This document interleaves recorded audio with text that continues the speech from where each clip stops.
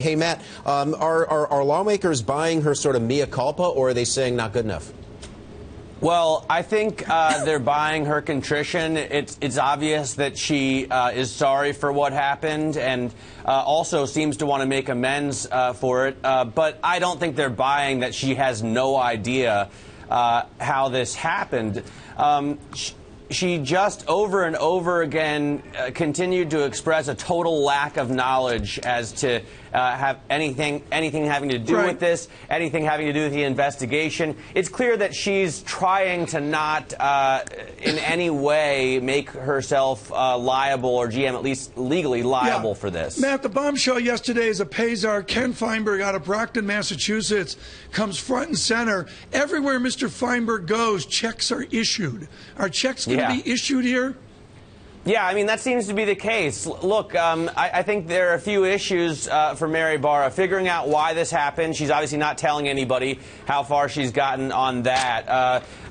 Apologizing for it, which she's done profusely, and then making up for it. It seems like this is the greatest sign that GM is going to pay regardless of whether or not it's legally liable. Because as you know, Tom, bankruptcy legally wipes out these kind of claims, or at least that's what we hear from the lawyers right now. But it seems like GM is probably going to pay up big time anyway. There's been talk of a $3 billion fund, but we'll see if she says more about that today in this Senate subcommittee, because they're more focused on that kind of consumer protection thing. They're going to be focused, obviously, as was our very own Margaret Carlson, writing in Bloomberg View. Matt, I want to share this with you. She drew a curious parallel here between GM and Christie. Quote, paid exonerators can do more harm than good.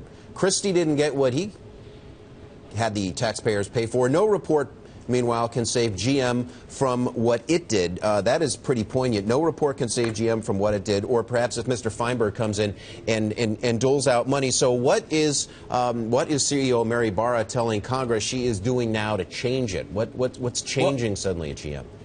Well, I think Mary Barra still has the possibility of a really bright future. Remember, she just came on as CEO in the middle of January. It seems that as soon as she took the reins of this company, she started to act on this important issue. I mean, there are a lot of interesting coincidences.